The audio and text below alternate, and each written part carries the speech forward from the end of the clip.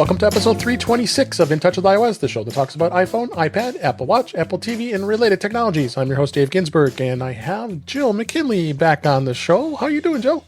I'm doing great. Just great to see you all. Yeah, great to see you as well. So glad you're here. And Ben Roethig's back. How you doing, Ben? I am fantastic. Good. Glad to hear that. And also here, Jeff Gamet. So great to have you. How have you been and how's it going? You know, it's going fine, but as of now, I think it's going fantastic because look at the awesome people I get to hang out with. I know. And as always, every week, it seems like I don't think there's going to be much to talk about. There's plenty to talk about this week. We're going to hit beta. Some activities been going on that, and some updates have been going on with iOS, as well as we'll be hitting on a couple other topics and checking things out. But let's just jump right in and let's see what's going on out there. We'll start off with In Touch with Vision Pro this week. Unfortunately, Marty isn't here this week. Hey, Marty. So wish you were here. I know he had to travel this week. So I'm going to kind of go over some of the things that were announced this week with Vision Pro. Vision Pro 2.0.1 a fix was released, and this is fixing a Safari YouTube fix.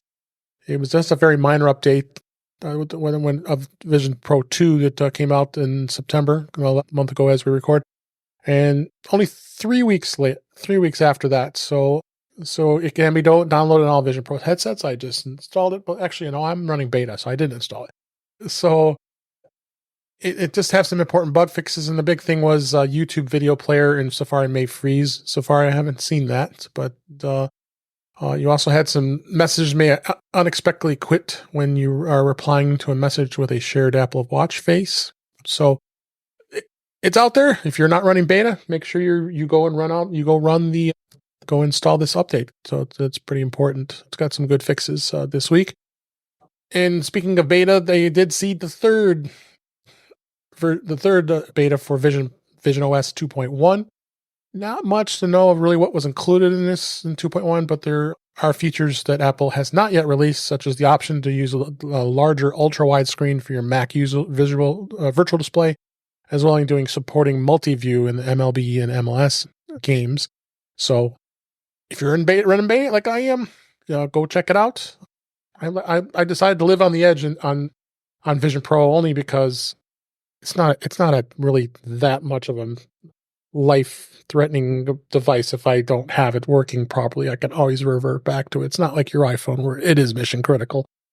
Vision Pro, not as mission critical. But although I did install beta on my iPhone 16 Pro Max, which I know that it's unheard of that I did that.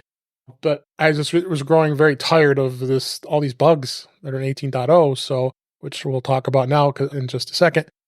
But I did decide to do that. We'll talk a little more about that in just a second here.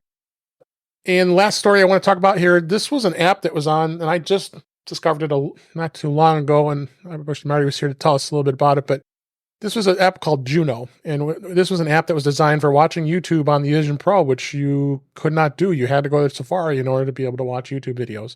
Well, it's been removed from the App Store, and the developer said that back in April, YouTube emailed him and saying that Juno was violating YouTube's terms of service and YouTube's API by modifying the native YouTube.com web user interface and using their trademarks and iconography.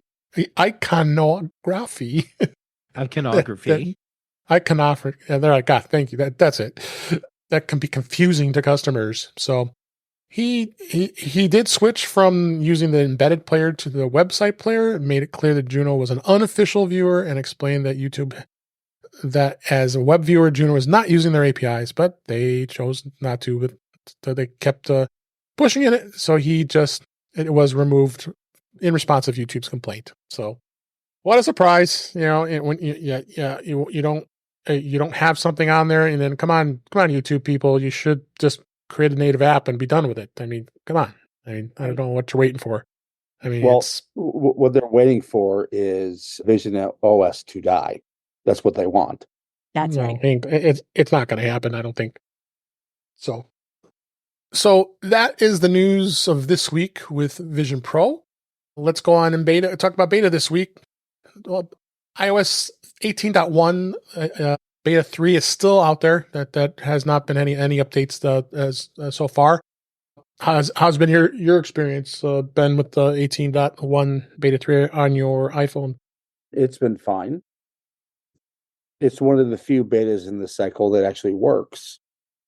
That's good, because I agree, because it has been working, pretty well for me. So I haven't spent a lot of time on AI. I'm going to ask you a little bit if you've had to when we get to that AI discussion here in a minute.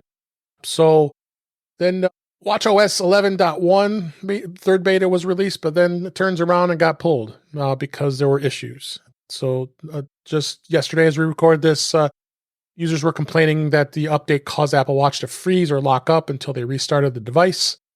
And this is the third software version of that's Apple's pulled over the past month. They did pull iPadOS 18 for the iPad Pro M4 chip models, as well as HomePod 18.1 Beta 2 after the beta caused some HomePod speakers to stop working. Ooh. Whoops. So it's been kind of interesting. I've seen this many beta versions pulled. But then they did release a new version of the HomePod software 18.1 in public in public betas for tvOS as well as HomePod, and it's minor in scale. Not much to really talk about what tvOS has, but I would venture to say just some updates. Which I am running beta on one of my Apple TVs here, and it seemed kind of sluggish. So I just started using it yesterday when that came out, and it seemed to have proved its performance. So something to of note when it comes to those betas. And Jill, are you running beta on your iPhone right now, or are you being smart? Drinking from the fire hose right now, and everything's You on are. beta except for my All MacBook. right. But I'm now thinking I should just turn it off for a little bit now because I am. Yeah. But I haven't had really any problems with anything yet. So. Except my car. Good. My car is now a little bit like, oh, we don't support this, and then it kicks in and it works. So I don't know. But that's the only beta thing I've noticed. Yeah. So as I just mentioned, iPadOS 18.0.1 is now available. That was released today as we record this. It brings an update to the iPadOS 18 for the M4 iPad Pro models. And for the first time since iPadOS 18 was pulled for those devices, and it was released that there was a small number of M4 iPads that were bricked. Scary. Well, I was able to install it and didn't have a problem, but then I decided to go on to beta anyway. So I'm all in on beta this week. I tell you, you're got the edge. I really am. So I have it on my iPad as well. But you now can download iPadOS 18.0.1, and you can get on 18 for the first time of those that was held back. And they said it was just a couple of users, and they're not really giving some specifics. What are some of the updates, including messages may unexpectedly quick when replying to a message with a shared Apple Watch face? Performance may be impacted due to an issue of memory allocation. So, but go out there, get that. It's important. And then iOS 18.0.1 has also been released, and it's very important to check that out and install it. It'll have some fixes here, including the freezing screen, and that was the biggest bug. The touchscreen was temporarily unresponsive. I did experience that many times. The camera was freezing. I've had that happen too, and messages, like I just mentioned, having an issue with that as well, and some performance. I said, come on, guys, this is an iPhone 16 Pro Max, got the latest and greatest here. Why is this happening? So, for those of you not on beta, did you update? I think it's just you, Jeff. I've updated my iPhone, and my Apple Watch is updating right now, and that's all I've had time for. Okay. And it's been a busy day. Yeah, me too. Yep, it's been crazy. So, and I also mentioned that macOS Sequoia, also known as Tall Trees. Oh yeah, I know that one. Yep. Or macOS Tree Country. Tree Country, you could call it. Just bring the not to be similarity to Wine Country. But they're close enough and they sound close enough together that Apple would absolutely do that. I work for Tree Company or Tree Country. So check that out too for macOS Sequoia. That's been released. There were some bug fixes on there as well. I have not updated that yet. I got in late, so I'll definitely do that after the show tonight. We're Same. Didn't want to take any chances. I got the show going on here, so. But all my other machines, I'll be hitting and getting those done too. So the other thing that we talked about, we did talk about Apple Watch, but like I said, they did pull it because there was been some bugs because 11.0.1 was fixing the battery drain and touchscreen issues. So I'm sorry, I'm confusing it with the beta. They pulled the beta out there. 11.0.1 is out there and released. And that came out in September, only 3 weeks after it released 11.0. And it says it introduces introduces bug fixes for the Apple Watch, fixes an issue that could cause the music app to crash. Plus, it addresses a bug that could cause the battery to drain faster than expected. There's also a fix for a bug that causes the touchscreen to be unresponsive. Did any of you guys, again, you guys are on beta, but I don't put a beta on my watch. That's one thing I didn't do. So, were you experiencing any touch issues or unresponsiveness, battery drain on yours? I don't think I was experiencing touch issues, but oftentimes when I have touch problems, I assume it's me. Yeah. But I think I was having a battery problem though, because when I would put my watch on charger in the evening, the battery level was significantly lower than I was expecting. Okay. Well, so go out there and get that update. That's important. Mm-hmm. All these updates are important as far as the .0.1 update because they're bug fixes. Important to do. Don't even hesitate to grab that. You don't want to be on buggy software. I know, Apple. You shouldn't be doing this. We're beta testing for you, and this is not a beta device. This is not a beta release. So come on. Yeah. So let's talk a little bit about iPhone 16. A couple things I have here, some good topics. So one of them is here's what you need to know about iPhone 16's fast charging versus MagSafe or USB.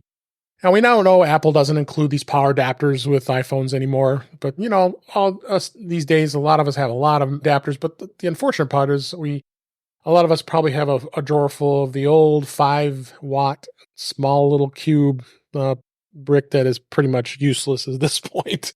It'll take absolutely forever to charge these newer iPhones.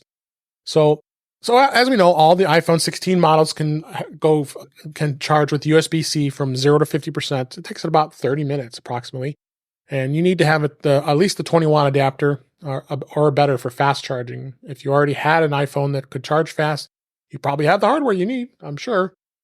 So iPhones do charge fastest when the battery is low, and charging slows down. So you'll see most rapid charging usually at lower battery levels. So to be aware of that too. There was some speculation that the iPhone 16 models were going to support up to 45 watts charging, but tests were proven that was inaccurate. The charging maxes out at 30 watts, and that's what's similar to what last year's iPhone 15 charging was as well. So be aware that that's what you're going to have. But the next thing you need to know about is MagSafe.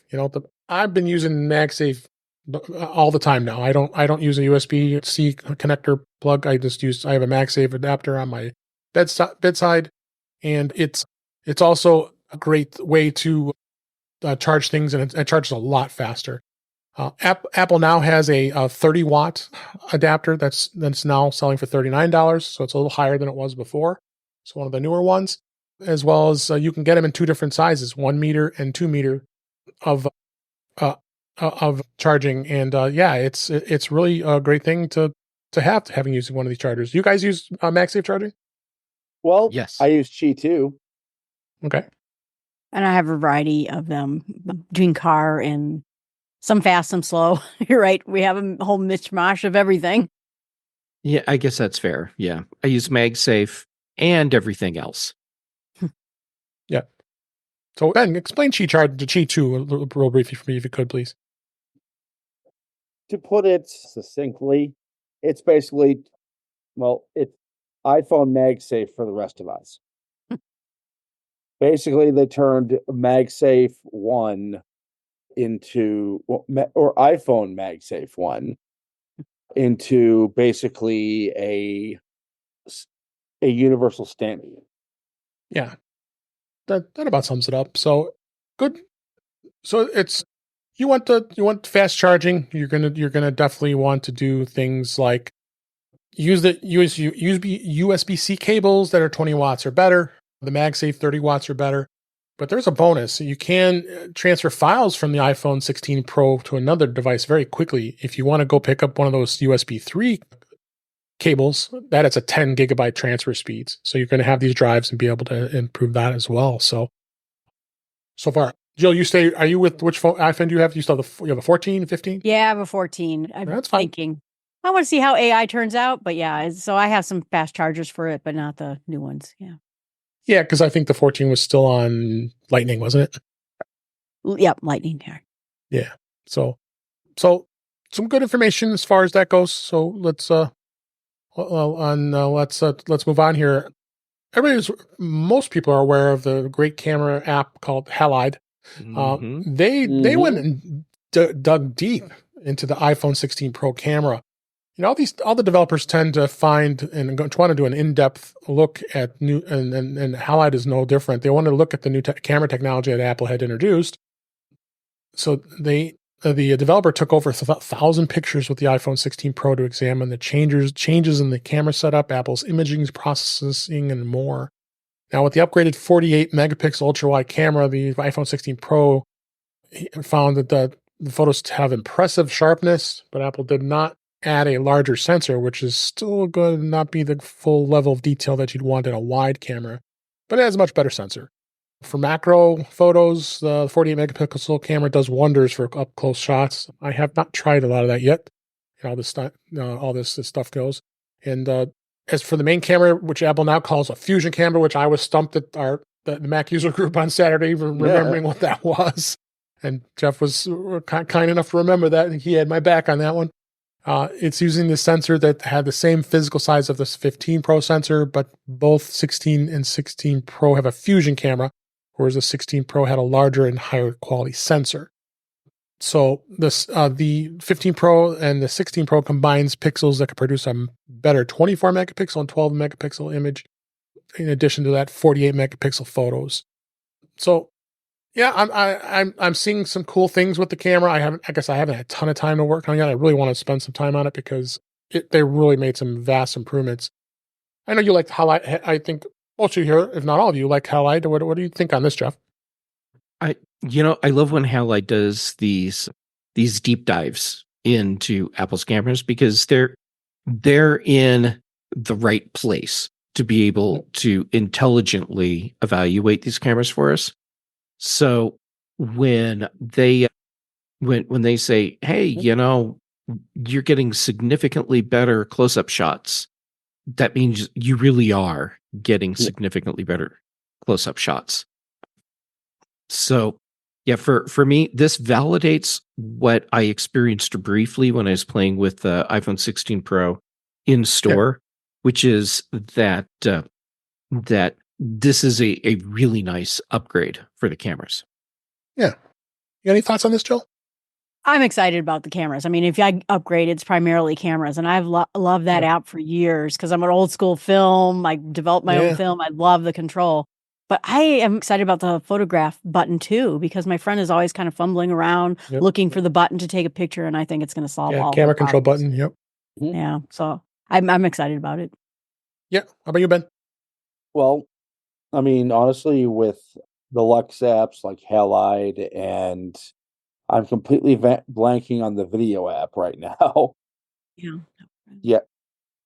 For most cases, you would need a light DSLR or mirrorless camera. Your iPhone can do most of those cases now. Yep. All right. So let's talk a little bit about battery capacities on the iPhone 16. This was revealed a couple weeks ago, but I wanted to talk a little bit about this as far as the increases in battery capacity compared to from the 15 to the 16. So on average, the 16 went up 6.3%. The 16 Plus went up about 6.6%. The 16 Pro is now up to 9.4% higher, and then the 16 Pro Max was at 6%. So battery capacity increased the most with the 16 Pro, which was like a 6% increase over other models. With the A18 and A18 Pro chips, the thermal improvements are a big factor with that. So some good benefits for sure. And they rated, I'm not going to read all through all these, but 16 Pro Max can get 33 hours of video playback and 29 hours of streaming video and 105 hours of audio. So that's some pretty big numbers. And then all the numbers with the other models are much less. So there alone adds the value of the 16 Pro Max if you did do that all the time. So even the 15 and the 15 Pro is still a good, decent iPhone. I mean, if those of you have the 15 Pro, you still got a great iPhone for years to come. So, and that's what's great about iPhones. You can hold on to your phones for 5-6 years and still get all the latest updates. I mean, it may not perform as what the newer models do after time, but I mean, that's the good thing about iPhone, because you can hold on to your device for a fair amount of time. Like Jeff, you still have the 12, right? And yep, I still have the 12 Pro. My family member is going to be upgrading and taking my 15 Pro Max here, so she's going to be going from the 12. So yeah, it's that's what's great about iPhone, is just being able to have a device you can, if you don't want to upgrade, you're not crazy like me. I upgrade every year. I take one for the team because I have to talk about this device every year, and why not? And I drool with jealousy over your point. I just drool. I can't help it. Yeah, I've seen it. Yeah. Oh gosh. So another thing that the iPhone 16 has added is the being able to edit spatial audio in videos with audio mix. So when you shoot video on 16 models, multiple formats like spatial audio and stereo are recorded to allow more audio customization. So if you record videos with the spatial audio turned on, you can go back later and edit the video sound to reduce background noise, to focus, people speaking on camera. So you've got all kinds of different mixes here. There's the 4 mixes that are available on the, and what it does is it uses machine learning to identify and separate the background audio. So you have standard, which plays the original and the audio you recorded. You have in-frame, which reduces sounds and voices from sources not visible in the video frame. Studio, which reduces background sounds and reverb to make it sound more like you're recording in a professional studio. And then cinematic puts all the voices on the front-facing track and leaving the environmental noises in the surround. So you got some really awesome abilities to being able to edit all this stuff, and it's really easy to do it. And I believe that this of course is on the 16, so that's what makes it a little tougher. But I've not played with this much yet, but I think this is another thing to be notable, that this is pretty amazing. More and more becoming as we call it every time, this is a computer in your pocket. Mm-hmm. That you've got these amazing tools for editing. What are your thoughts on this, Jeff? Yeah, this is a computer in your pocket, and Apple's made it clear through design changes with the 15 and 16. This is not a phone first, and that's okay, because that's not how most people use their phone or their iPhones anymore. But not being able to do the editing for spatial audio correctly on an iPhone, to me, seemed really weird. So I'm glad that we have those features now, because you're going to be taking these or making these videos on your iPhone. You should be able to do some editing for them there as well. Yeah. Ben, that was what you were doing there. Sorry, I dealing with a little... Oh, the cat. Yes. So, look. You have a phone that is now basically as powerful as an M1 MacBook Pro. Yep. Yeah, you should be able to edit audio and video on it like that. Yeah. For sure. How about you, Jill? Well, I was first thinking, this is an audiophile thing. Jeff will love this. This is more of a Jeff thing than a me thing, because I'm not that much of an audiophile. And when I read the article that you included in the notes, I was like, I want this. This is amazing. Of course you do. Yeah. Yeah. I do nature. I do a lot of nature photography and videos, and I thought, this will be nice. Yeah. Being able to do some really cool nature spatial videos and photos, that's super cool. Yeah. Yep. Got some people in the chat here at youtube.com/intouchwithios, and we got Jill's brother Witherbucket talking about his new iPhone. He went with the 16, which is great to hear. Nice. He got a deal through T-Mobile, that's great. And he said that it's very good, especially with zooming macro, but I need to find the setting to stop it from reverting to 4:3 ratio every time. So that's understandable. And of course, that sounds like a bug. Yeah, it could be a bug. I might check that. And of course, we have Guy Cyril, also known as VertShark, in the chat saying microphones are life, audio nerds forever. So, this checks out. Yeah, leave that from Guy. Yeah, good to see everybody here in the chat here. So let's go ahead and move on to our next topic. That's this was we kind of talked about this late at last week's show, but I wanted to make sure I hit on this. Is avoid vehicle motion sickness with this new iOS 18 feature. In iOS 18, Apple added several new accessibility features, and one feature in particular is likely to have some widespread appeal among car passengers is vehicle motion cues, which aims to prevent motion sickness when looking at an iPhone or iPad. And according to Apple, the research showed that motion sickness is commonly caused by a sensory conflict between what the person sees and what they feel, which can be prevent some users from comfortably using their iPhone or iPad while riding in a moving vehicle. Of course, you're the passenger when you're doing this, right? Hope so. The vehicle motions cues are designed to avoid this sensory conflict with the use of visual elements on the display that includes real-time charges in motion. And Apple explained this as vehicle motion cues animated dots on the edges of the screen represent changes in vehicle motion to help you reduce sensory conflict without interfering with the main content. User sensors built into the iPhone and the iPad. Vehicle motion cues recognize when a user is moving in a vehicle and responds accordingly. The feature can be turned on and off in the control center, and the way you do that is you go into the settings under accessibility, then tap motion, and then you go into show vehicle motion cues, and then turn that on.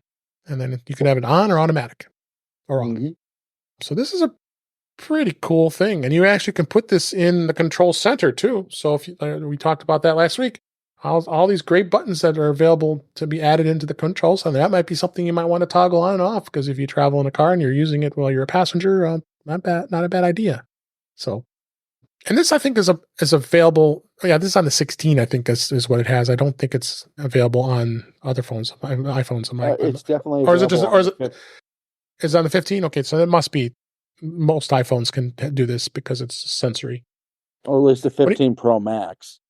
Yeah, well, I can try it too for the moment. So what do you think on this, Jill? I tried playing with it. I saw the settings when I upgraded, and my friend gets car sick when I drive, which is a me thing. And so I'm hoping that helps this problem. She stops yelling at me. Yeah. How about you, Jeff?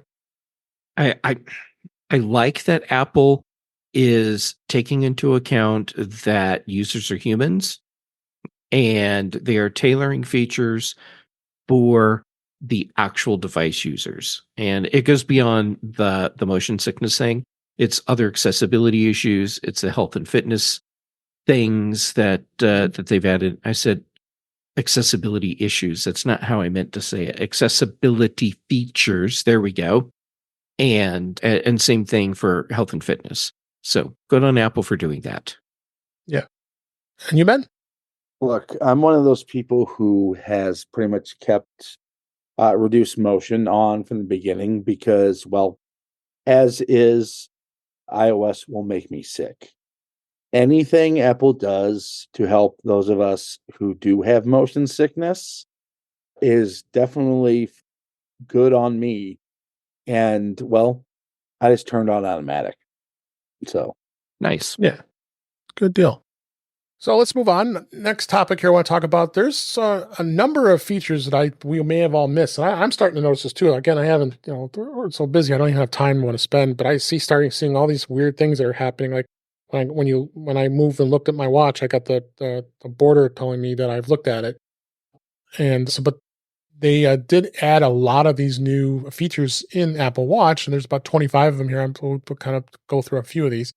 Number one was the digital crown for notifications. Previously in watchOS 10, you had to swipe down on your Apple Watch face to get to the notifications, and now what they've done is real well. Now all you have to do is turn the digital crown downwards to reveal them and scroll accordingly. I think that was a good move because it was such a pain. You have to tap the crown and then go to that and get to that menu. Of course, they've added check-in. I don't know if you guys use check-in at all with friends. I haven't done that too often. I do. No. And putting it on the watch, I haven't played with it on the watch yet. Yeah, me neither. So I need to do that. On the phone, it's been a pain in the butt to use at times because if the location that check-in thinks you're going to go to is not where you're actually going, then it's a not obvious process to change the location for check-in. Yeah. So I'm curious to see how that works on the watch. I guess I'll have to go over to a friend's house and then go somewhere else and use check-in. Yeah. So a couple of a number of things. Again, I'm not going to go through all these. This one's I like is the action button quick menu. In settings, you can assign various functions to the action button. But in watchOS 11, you can also do this just by long pressing the action button. This will bring up the menu includes workout, stopwatch, waypoint, backtrack, dive, flashlight, shortcuts, voice menu, memo, number of other things. Being able to assign that there. So that's a nice little feature it's added. As well as music recognition. It's got Shazam now is coming pre-installed in watchOS 11 under the moniker music recognition. So you can easily go and identify songs using your watch. They did add the Tides app that checks the conditions of over 115,000 beaches all over the world for the next 7 days. It's kind of cool. You can exit sleep mode faster because I always have my watch on my nightstand. It's charging sideways, so I've got the nightstand mode. You have the long press the digital crown for about 3 seconds to exit the sleep mode. This delay felt like an age in the middle of the night, but watchOS 11, you don't even need to do is press the digital crown and on the regular watch face, and it'll just disable immediately here. So pinning app, I like this pinning timers. You actually can now pin the timers that you use regularly at the top of the app interface. Simply scroll down to the bottom of the timers and then tap edit, and then you can tap the pin icon on any timer to pin to that top. So I think that's I need to do this. Yeah, Yes. I do too. And there's some new double tap. Yeah. There's some new double tap actions that they've added. Double tap feature, which I never can.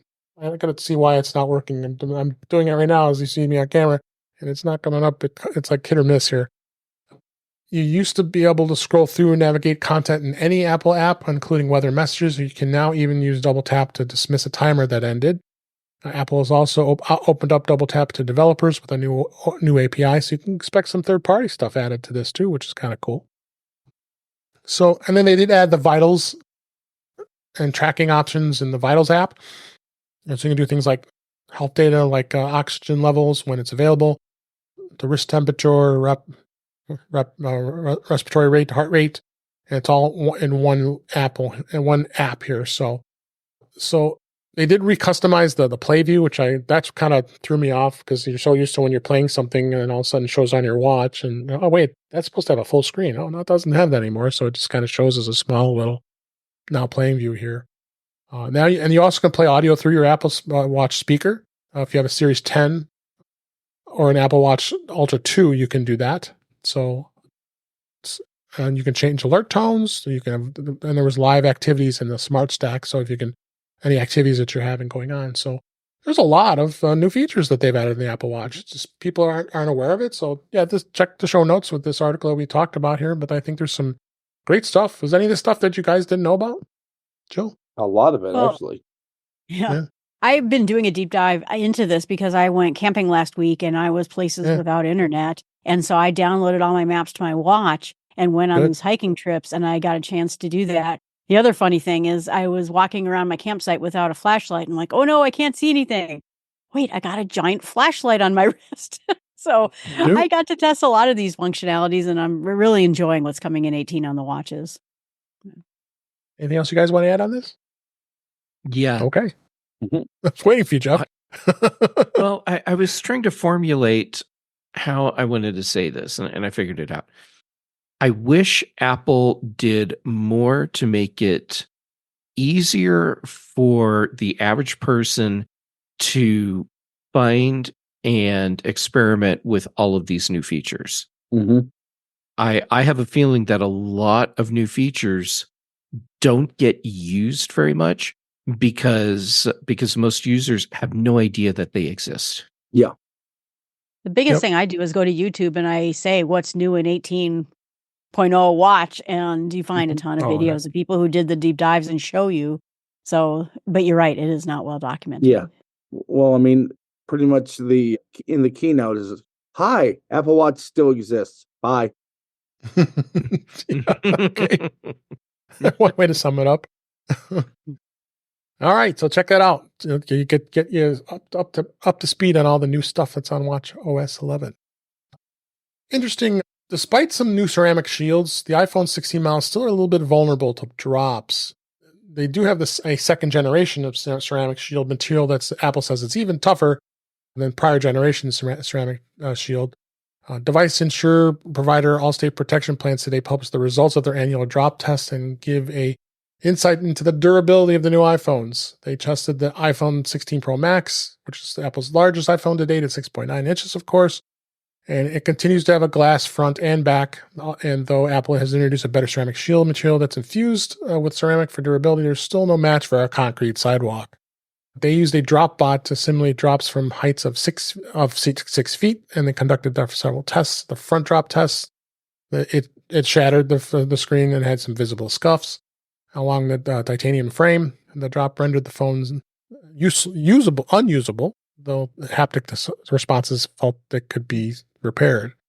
And the back drop test, the rear glass shattered after just one drop, and then suffered damage to the camera housing. It remained functional, but including the camera, was not safe to handle. So I think all in all with this, yeah, it's never going to be perfectly from drops. We all drop our phone, and it's good to have cases on, and good. Some people like to have screen protectors. I've lived on the edge, and our friend Chuck Joyner always promotes and says he puts a screen protector on all of his iPhones. But I've gone without them for years and haven't had a problem. So, what do you think about this, Jeff? You can't beat physics. Nope, you can't. And yeah, it sucks that it is, in the grand scheme of things, easy to break the glass on the front and back of an iPhone. That said, any other iPhone or smartphone with its glass front, it's going to break fairly easily as well. And I will say the number of people that I encounter using smartphones with a cracked screen, I got halfway through that sentence and then it was going the wrong direction. Android users, more of them that I encounter have cracked screens than iPhone users. Yeah. Hey, it looks like Chuck Joyner is in the chat with us tonight. Hi, Chuck. How you doing? And we just said that we applaud you for putting screen protectors on your phones, but I don't do it. Call Chuck's name and he appears. Yeah, that happened. They're summoning. Well, we said his name 3 times. Yeah. And he appeared. Last thoughts on this from Ben. What do you think? Honestly, no matter what they call it, relatively thin glass is relatively thin glass. Yes. It's, it might be harder, it might be stronger, it might be better engineered, but the molecular properties of glass are going to be what they are. It's a crystalline structure. I would agree with that. So just be careful with your iPhone. That's all I got to say. There's a number of times I've dropped my phone, but luckily it's been on like a floor, not. If the concrete is going to be the kiss of death, that's for sure. Mm-hmm. But concrete poisoning is horrible for phones. Yeah. So MacBooks don't fare that well either. No. Yeah. Sudden deceleration shock syndrome. It's a real thing. Yeah, for sure here. So one more. So one thing I'm going to jump on here is a couple tips on iOS 18. I talked about this, and it does. iOS 17 never offered a system-level method for individually locking sensitive apps like photos behind Face ID. There's a shortcut action that provides rudimentary protection, but it's not infallible. thankfully, iOS 18, they have a new place to do this, lock and hide iPhone apps. It's very useful because you can unlock your phone and hand it to somebody, and then if they want to look something, but the knowing that they won't be able to open the apps you have locked. A good example would be if you don't want people to be opening up your bank app, and hopefully you have multi-factor authentication turned on and your Face ID, regardless if you open the app or not. But it is worth noting that not all apps can be locked. Apple does not provide locking options for like maps, clock, calculator settings. I mean, why would you want to lock those? Well, maybe settings. I can tell don't know you why you want to lock settings. Settings. As I said, maybe settings. I just said that. Go ahead. What do you think? Yeah, because if your phone's unlocked, like let's say you're at the coffee shop, you've unlocked your phone, done something, you set it down, and you get distracted and someone picks up your phone, you don't want them going in your settings and messing around with stuff in there. Yeah. Yep. Yeah. I would love to be able to lock down settings just like I can lock down my banking apps. Yep. I just had a good thought. Maybe you lock your whole phone. Like someone says, "Can I borrow your phone? I have to call my mom." It'd be nice if there was a button that says lock everything except this phone, so you can. And then they dial a toll number that charges you $500. Oh boy! Right. I know. I just ruined it for you. It's so hard to be a good Samaritan. Try to be a nice person. Yeah. So then you also have the option of how to lock and hide apps. And I found out the hard way that you can't just lock. You can hide an app, but you have to have Face ID enabled, of course. If you're just using a PIN code, I don't think you can do it. But third-party apps are using this above method. You can also have the option to hide it as well. Again, we talked about system apps like Safari and Photos. You can't do that.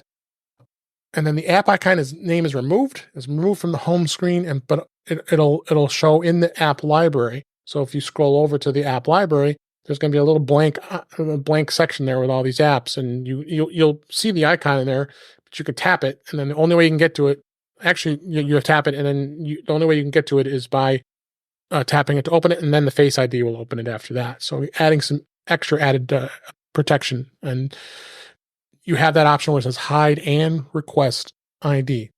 And it's going to have an obscure app icon and name, so you won't be able to see it, and no apps or notifications or calls.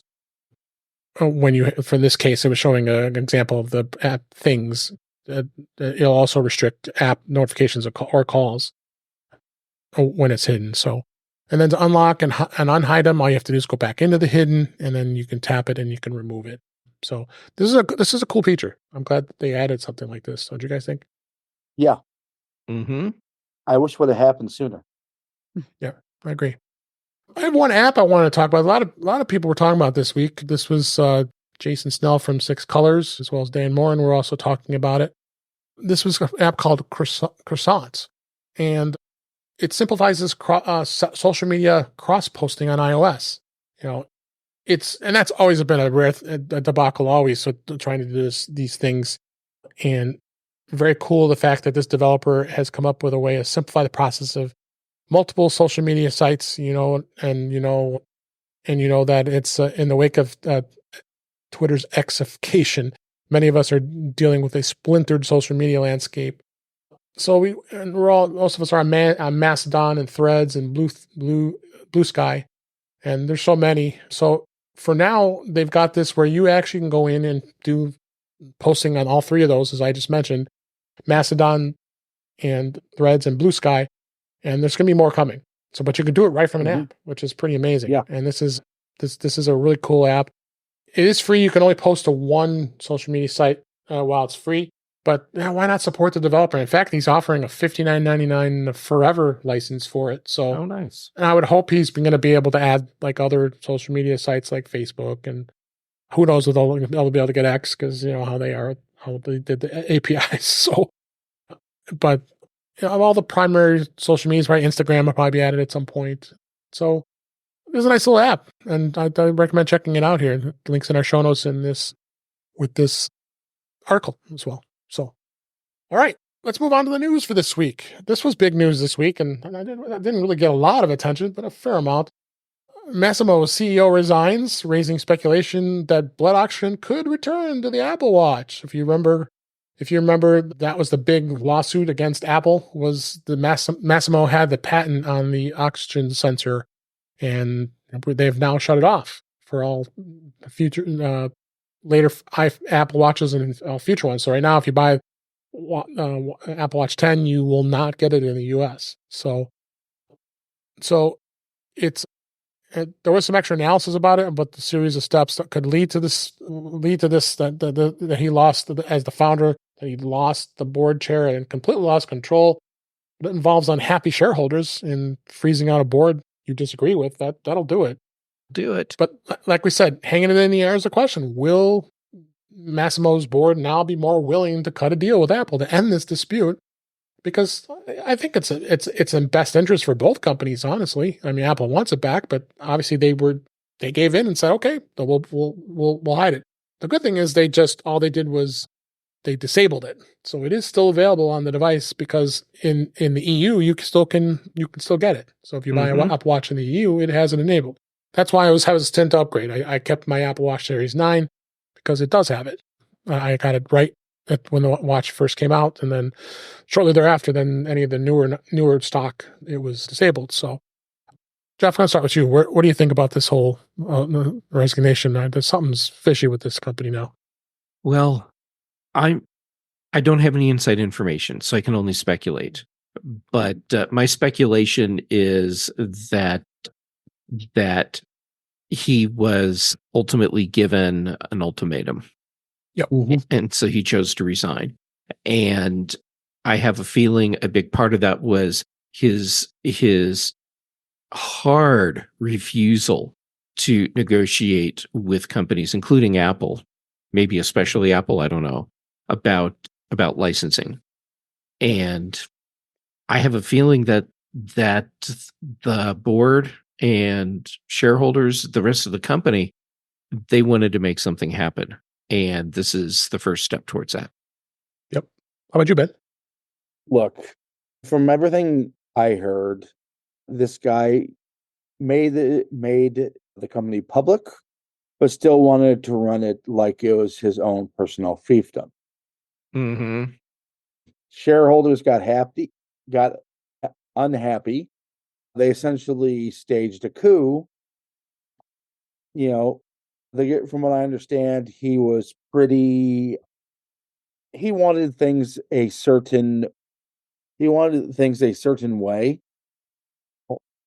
Yeah, maybe he should have not taken the company public then, just saying. Yeah. That's right. Yeah. Right. And I mean, whether Apple, the idea of revenue from Apple played a part into that is unknown. But end of the day, the people who actually owned the company weren't interested in where he wanted to take it as far as revenue goes. And he's gone. How about you, Jeff? Jill, the final word on this? Yeah, I like the blood oxygen. I have asthma, so I'm always watching that kind of thing. But interestingly, Sure. It also got disabled on the Ultra Watch 1. Yeah. And I thought maybe it'd be older, it would survive until something else happened, but it didn't as well. So I'm hoping they come up with a deal now and we get it back. Yeah. Yeah, for sure. That would be very preferable. Yeah. All right, a couple more stories before we wrap up this week. Apple Podcasts apps rolling out transcriptions in these 8 additional languages that was starting this week. They are adding Brazilian, Portuguese, Danish, Dutch, Finnish, Italian, Norwegian, Portuguese, and Swedish. And there's a guide here that you can go to and explain how to use the feature in the Apple Podcasts app. It's great that they added transcripts in English when we first started off. I don't use the Apple Podcast app too much. I don't know if anybody else here does, but it's not the transcripts are nice. I've used it for the transcript. Yeah, I use it for the transcript when I'm going, what did that person say? So I go to the Apple Podcast and now I'm like, oh, that's what they meant. Okay. But no, it's great. I think it's great. Yep. Anything else you guys want to add? Yep. All right. And this is miraculous. This is like, I guess hell froze over. Tableau now has their app on the Apple TV. It only took 2 years. I guess we really do live in end times. I guess so. Yeah, all it took was me putting a silicon dust HD home run, aka their competition, in my Amazon cart. Okay, good you didn't buy it. No, I didn't buy it yet. Oh no, buy the Tableau. Yeah, Tableau is reasonably priced. If anybody that doesn't know what Tableau is, it's a TV device that uses an over-the-air antenna that will allow you to be able to get all of the over-the-air channels, so the local channels, which is nice because these days of the way streaming is going on right now and cord cutting, they're charging more and more money because they have to pay all these local stations big money for this. So this is an alternate way of doing it. Now, I'll tell you, depending on where you live, indoor antennas tend to work okay. Where my office is, I've already tried it because I was excited because in Chicago sports, the Chicago Sports Network has just started this past Monday here as we record, and they have over the air channels, which I thought was kind of crazy. You'll be able to watch the Blackhawks, the Bulls, and the White Sox for free, basically, which is kind of interesting. So, but of course, where the antenna is, I wasn't able to scan and get the channels. I'm going to try to relocate it back in my other bedroom. Hopefully, we'll get it. It might be worthwhile, and I've followed a lot of these antenna guys that are on YouTube to getting an outdoor antenna if you really wanted to, be able to capture it. And in my area, Chicago area, the reception is pretty really good. I mean, you're going to get digital in most cases. So, but it's a great little device. It does work, and also it includes a lot of streaming channels that are free, like what Pluto TV and a lot of those other free services have too. So they add that into it as well. So you have internet streaming channels as well as over the air channels, and it does have a DVR, so you can record stuff too, which is really cool. So, any thoughts on this, Jeff? First, if you open the link that you shared, tableautv.com/4-Apple TV, and click on how it works, does it want you to log in to access beta-us tableautv.com? No. Oh, really? Where's? Yeah, I didn't try that. That asked me to log in to their beta site. That's super funny. Anyhow, no, they must not have updated this yet, because I installed it on my Apple TV and it had no problem. It was in the App Store when I downloaded it. It wasn't beta. Yeah. So they'll need to fix that. But the fact that this is a thing, good. I'm glad it's a thing. Will I give them high praise for doing this? No, because they should have done it, as Ben pointed out, a long time ago. Yeah. But this is something that has made sense to exist. Well, ever since you could actually make apps for Apple TV and Tableau as a device. Yeah. Last word on this show? Well, I've not heard of this before until I read your notes, and so I'm excited to check it out. We have 24-hour Xena network over the air, so I think, getting access to this, all Xena all the time. All Xena all the time. But anyway, I think it would be nice to have this option. They do. All right, last story of the week, and I think this is kind of exciting. Hopefully it is true. Ted Lasso to return to Apple TV Plus as season 4, which is allegedly confirmed. This will be the returning of the 4th season. This was actually, according to Sigmund Judge, a writer at Mac Stories and co-host of the Magic Rays of Light podcast. In a social media post today, he had confirmed that the pre-production of the smash hit Apple TV's comic series will begin in January in London, England. Apple is yet to confirm the 4th season, but there's no set release date. And then, if you recall, the 3rd season ran from March to May of 2023. And we know what Ted Lasso is. I'm kind of excited. I hope this happens. I really love this show. What do you guys think? I guess I better finish watching season 3. Yeah, get going. Right? I could go back and watch it again. That's how much I love that show. So I love the show, but there's so many shows that it's easy to get distracted, and then months later you realize, oh crap, I never finished, and that's where I'm with Ted Lasso. So I better go back and finish that. Yes. Be ready. All right. With that was a great show this week. We had so much fun talking about Apple stuff and technology, and I'm so glad everybody was here. Everybody was here in the YouTube chat. We all appreciate you being here. So let's go ahead and wrap up for this week. That's a wrap for this week. Please send your comments, questions, suggestions to our email address, which is feedback@intouchwithios.com. You can follow us on Mastodon. It's at intouchwithios at techhangout.social. Support the show by buying me a coffee at intouchwithios.com/coffee. We would really appreciate it. You can become a patron of the show by going to patreon.com/intouchwithios. We have 2 tiers available to support the show. We would really appreciate it. Make sure you like, share, subscribe so you're notified when we are live streaming, which is Thursday nights at 8 p.m. Eastern Time, 5 p.m. Pacific on our YouTube channel. Cletus was there, and we saw Guy and Witherspoon and a couple others in the chat. We really appreciate it. And that's at youtube.com/intouchwithios, like I said, where you can watch the current and past live streams as well as listen to past shows. Go visit In Touch with iOS magazine on Flipboard, where many of the topics we talk about and discuss are flipped into that magazine. The link is in our show notes. You can subscribe to the show in your favorite podcatcher, including Pocket Casts, Overcast, Apple Podcasts, and you got the transcripts in other languages now, and many others. But better yet, go to our website at intouchwithios.com, where all the links to all the ways to listen to us is on that website. I am Dave Ginsburg. You can find me on Mastodon at DaveG65 and mastodon.cloud. Jill McKinley, I'm so glad you made it back here this week. Where can people find you? Oh, you can find, now I'm up to 2 blogs, 4 podcasts, and you can find them all at abetterlifeinsmallsteps.com. All right. And Ben Roethig, thanks for being here as well. Where can people find you? Well, Dave, you can find me at Ben Roethig on your social media of choice. You can find my writings at RoethigTech or RoethigTech.com. Had to think about that for a second. You can also find me occasionally on such podcasts as Mac Voices Live, The Bake Show, and The Mac Show on the British Tech Network. Great. And last but certainly not least, Jeff Gamet, always a pleasure having you here. Where can people find you? Well, it's always a treat to get to be here, so thank you.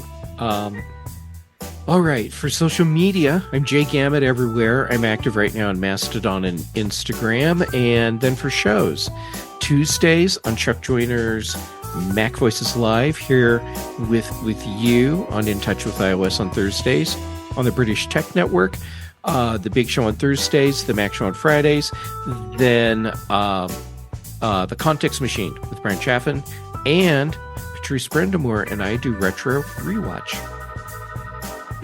All right. And thank you for listening, for watching, for supporting the show. We really appreciate it. We love doing the show every week. And there'll be plenty more to talk about next week. Just know it. But until next time, thanks for watching. Thanks for listening. And we'll talk again soon.